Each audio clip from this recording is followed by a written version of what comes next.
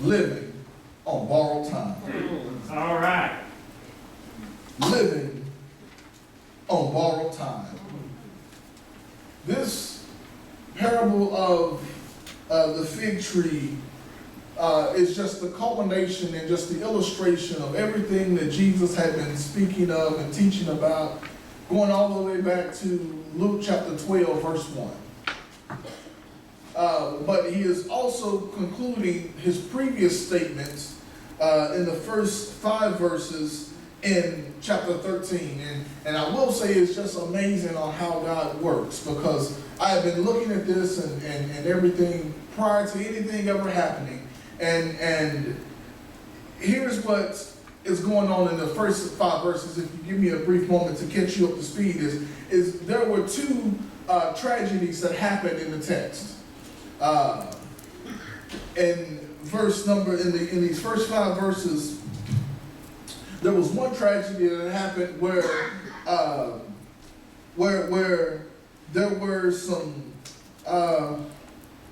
people that Pilate had killed, and they were supposedly good people, good men. And the second is there was a tragedy that happened with there was a tower that fell on a bunch of good people, and it was just a accident that happened, and some people lost their lives. And what's going on, and the point Jesus is trying to make is the answer to the age-old question is, why do bad things happen to good people? It's all right. Yeah. But the question is not, why do bad things happen to good people? The question is, how are we labeling these people good? When the Bible clearly tells us that there is none righteous, no, not one. And then the Bible also clearly tells us that all have sinned and come and fall short of the glory of God. So if we're going to label a person good, then that would mean that there's only one person who is considered good in the face of this, in our history, and that is Jesus the Christ, the only one who lived a sinless life. Otherwise, we all have done something wrong. My wrong may not be your wrong, and your wrong may not be my wrong, but in the eyes of God, it's all wrong, and wrong is wrong. Oh, yeah. So the question is not, why do bad things happen to good people? The question is, why does God not punish bad people? Or, if we can say it this way, why do good things happen to bad people? Because if we look at these first 5 verses, Jesus is clearly saying the ones who Pilate shedded their blood, he says, are they better than other sinners? Or the ones who the tower fell on, were they better than other sinners? No, we're all in the same boat, because all of us sin and fall short. Now, with this parable of the fig tree, Jesus again finishes his entire statement, and he says, a certain man had a fig tree planted in his vineyard, and he came seeking fruit on it and found none. A man had a vineyard, and in his vineyard he had a fig tree. And the fig tree was designed and supposed to bear fruit, but it didn't. And the vineyard owner says, okay, it didn't bear fruit this year. Well, let's give it another year. Year number 2 comes and goes, no fruit. Vineyard owner says, okay, we'll give it another year. And Year number 3 comes and goes, and the vineyard owner says, okay, now look, for 3 years have I come, looking for this thing to produce, looking for it to do what it's supposed to do, and it's not doing anything. So let's begin to, as this is an agricultural term and parable, let's begin to dig around the texts. A certain man had a fig tree planted in his vineyard. So it's not as if the fig tree is just planted in some wild place.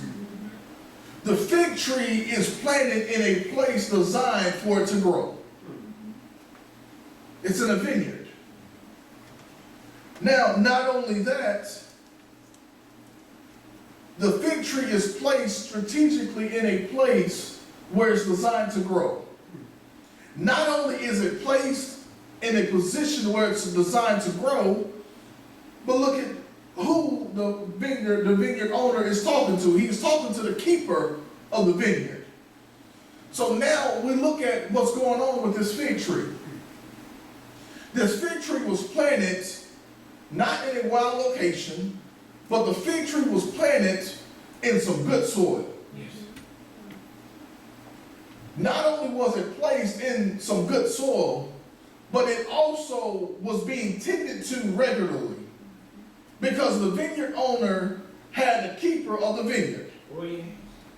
And it was that the guy took care of it. The keeper took care of the vineyard. But the fig tree still didn't grow. Year after year, after year after year, the fig tree being nurtured, being watered, being placed in a good position, and it still isn't growing. All right. We see the patience of the vineyard owner.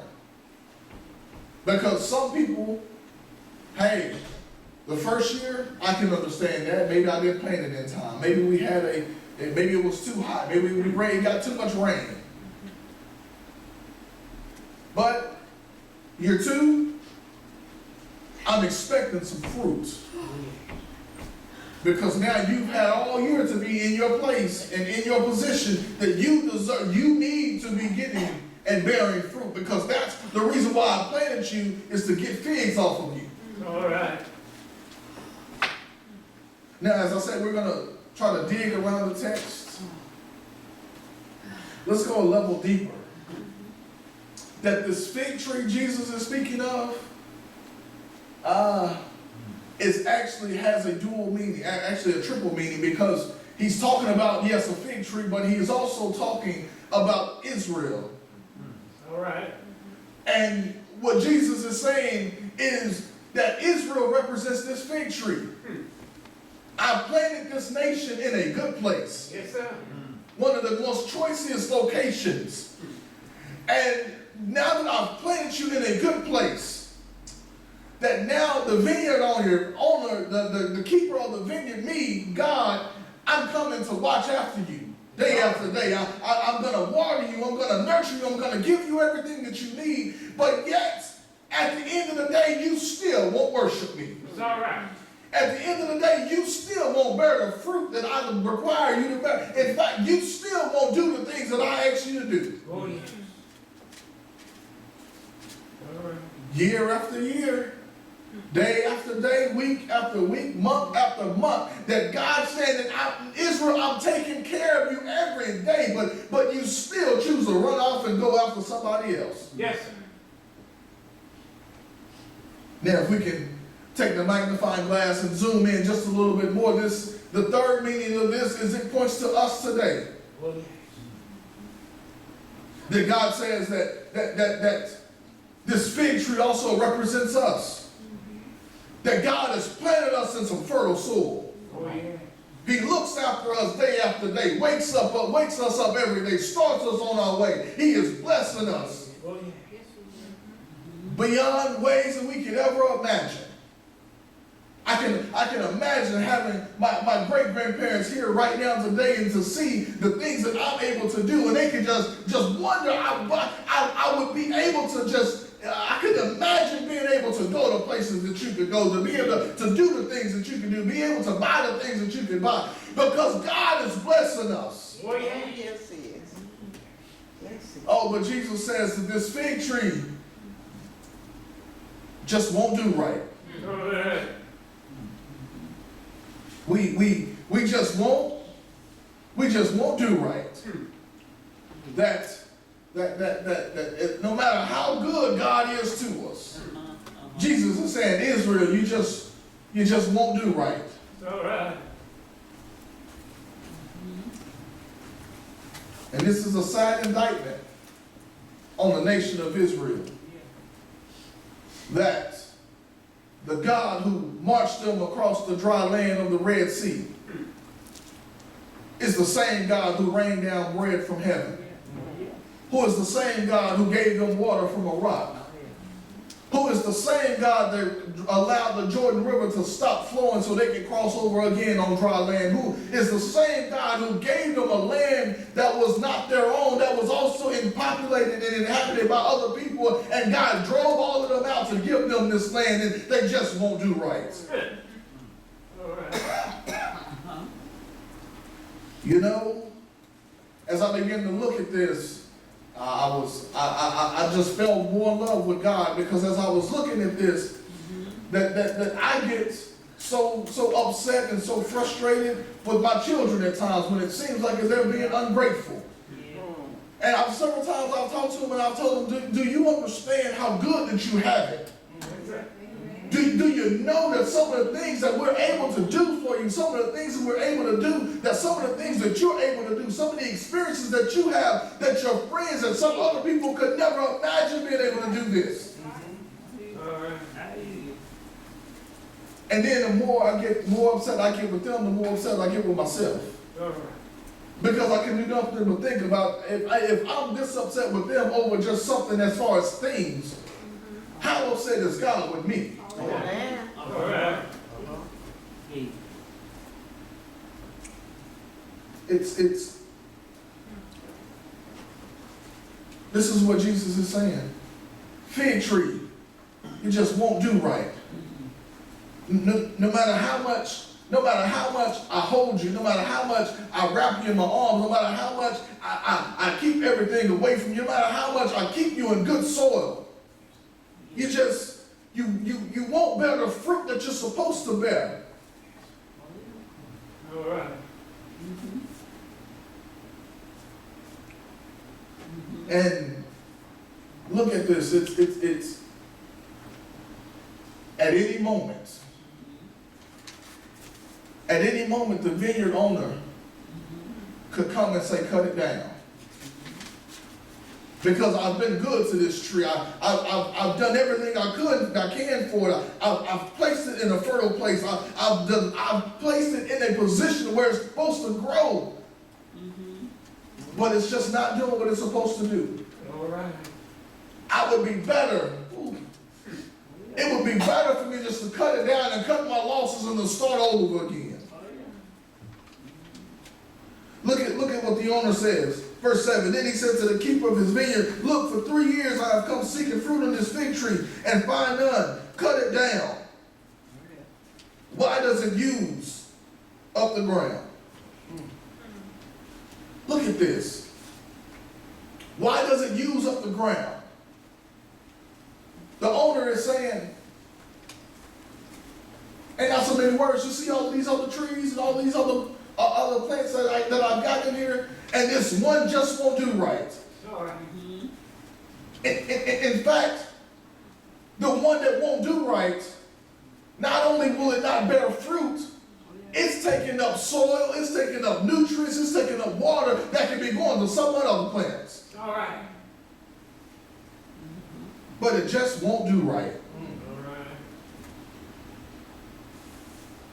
right. So what the vineyard owner is saying in 2019 terminology? It's I've given you the house, I've given you the car, I've put you in a position so where you can have a top level job, but you won't go to work. All right. Why? Why not give this opportunity to somebody else? That's what the vineyard owner is saying. That I'm wasting time on this one because it just won't do right. And while I'm wasting all of my time and effort on this fig tree, that is taking up resources that could be going to something else. So cut it down, get rid of it. Oh, Mount Zion, I must tell you, and if it's not evident, it should be evident with the recent events, that we are living on borrowed time. Oh, yes. In the essence of this fig tree, we don't know when the vineyard owner is going to come and call our name. All right. As this fig tree did not know that this day could be his last day. That the vineyard owner could come and say, you're still not bearing the fruit that I need you to bear. So I'm just going to cut it down. I'm going to cut my losses. And I'm going to replant it. I'm going to start all over again. Oh, but here's the answer of the vineyard owner, of the keeper of the vineyard. Verse 8, but he answered and said to him, Sir, let it alone this year also, until I dig around it and fertilize it.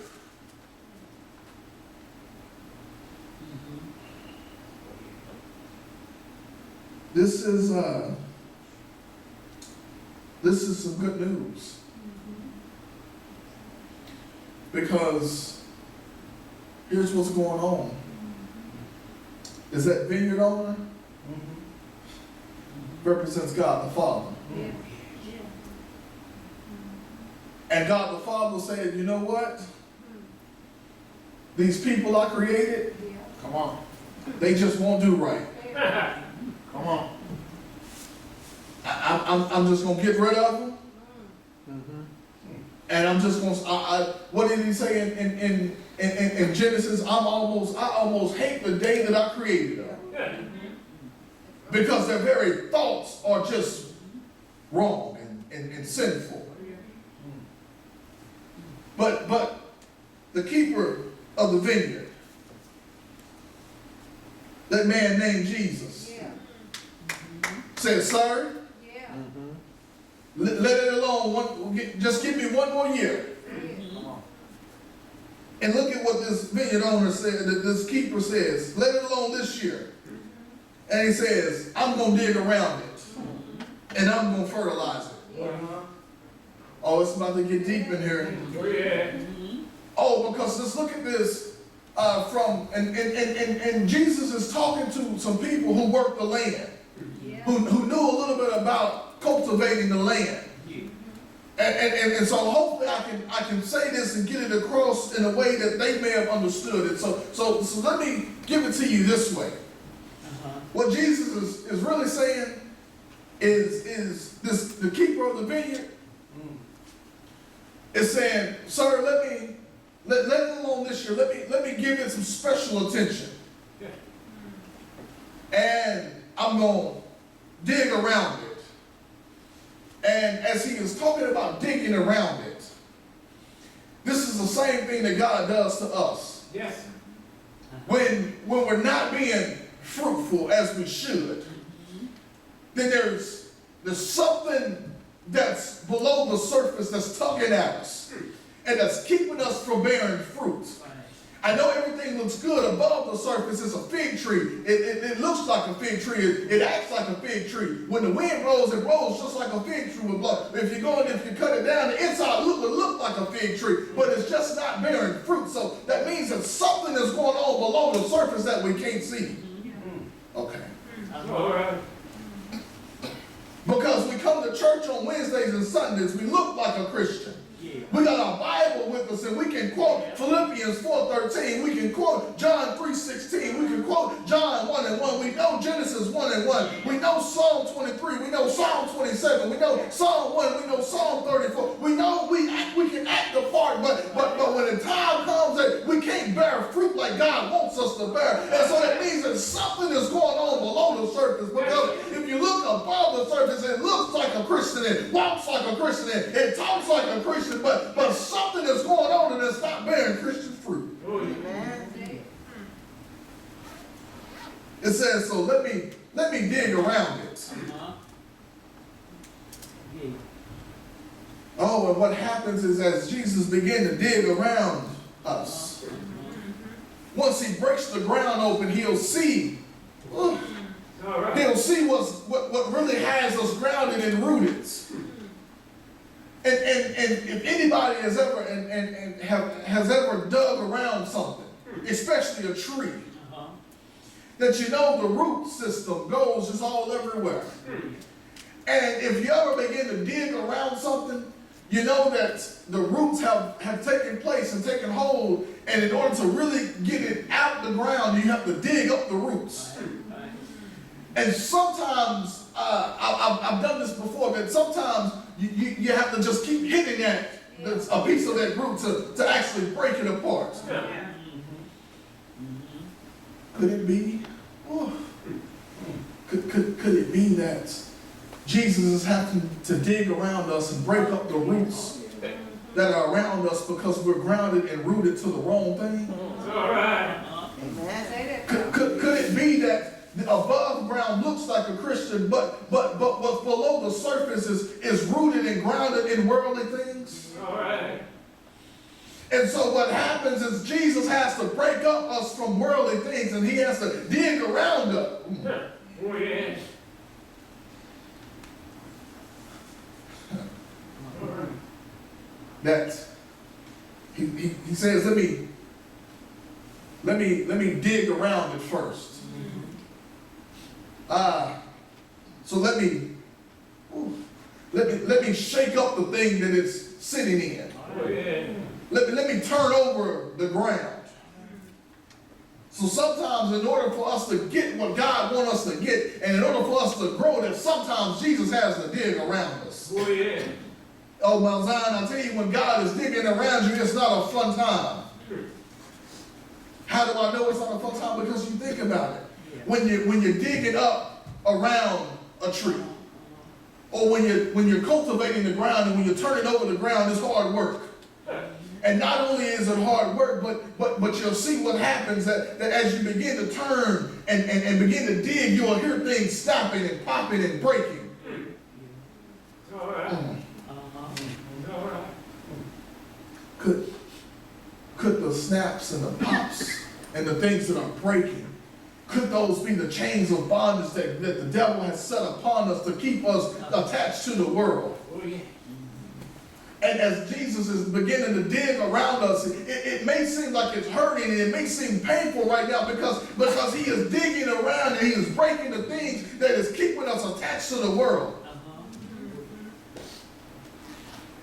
And when it seems like God is allowing all of these bad things to just happen in our lives, and it seems like just life is just bad right now, but just hold on, because even though Jesus said, the keeper of the vineyard says, I'm going to dig around it, but then he says, once I get through digging around it and causing calamity around it, I'm then going to put some fertilizer on it.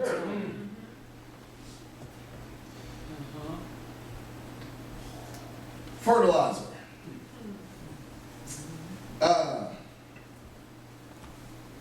Fertilizer is something that is designed to help things grow.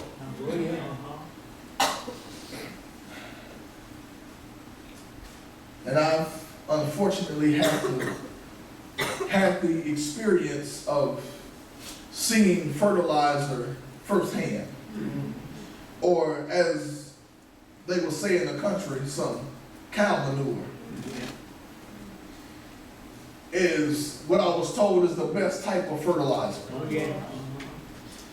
But the problem is the thing that's designed to help the land grow, it stinks. Okay. All right. Okay, let me see if I can say it this way. We 98% of us in here are adults. We know what cow manure is. And that is designed to help it grow. Okay. Y'all gonna make me go there. All right. So what I'm saying is sometimes, since we know what cow manure is, that sometimes God has to put us in some cow manuring situations All right. in order for us to grow. Oh, yeah. It says that I'm a fertilizer.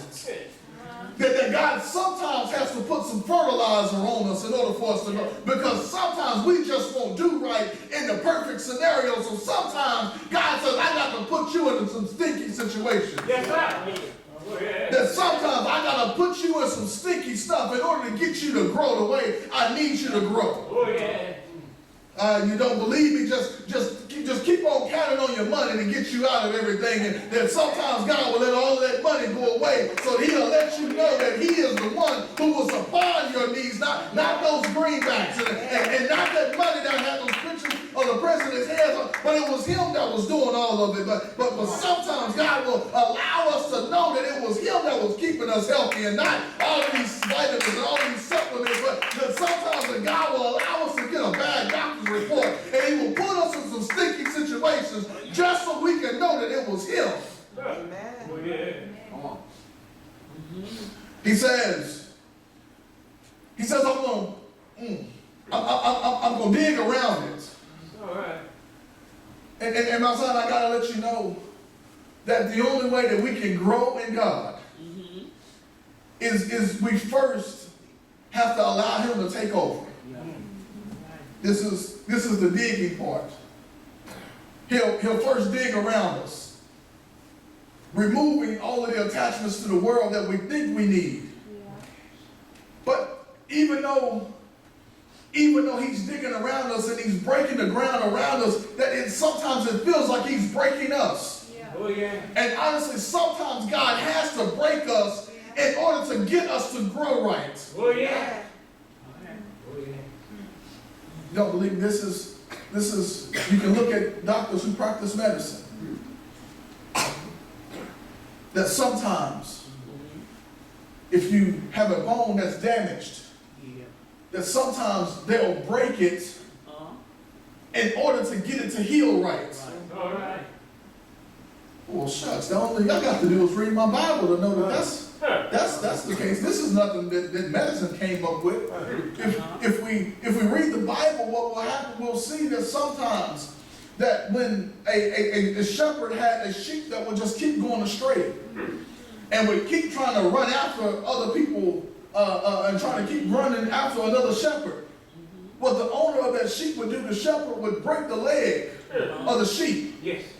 But he would do it not to cause it pain. I mean, yes, it was painful, but what happens is that he would break the leg of that sheep.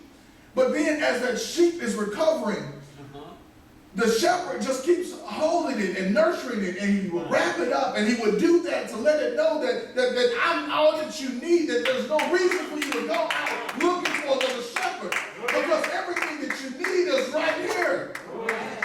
And that's what God will do sometimes is as we keep running after everything, trying to replace Him, that sometimes He will break us and put us in a position where we feel like we're broken, but He is doing it for our good, because even though it may be a painful situation, it may be a painful circumstance that we're going through, it seems as if everything is crashing down right now, but just because God broke us, I dare you to take the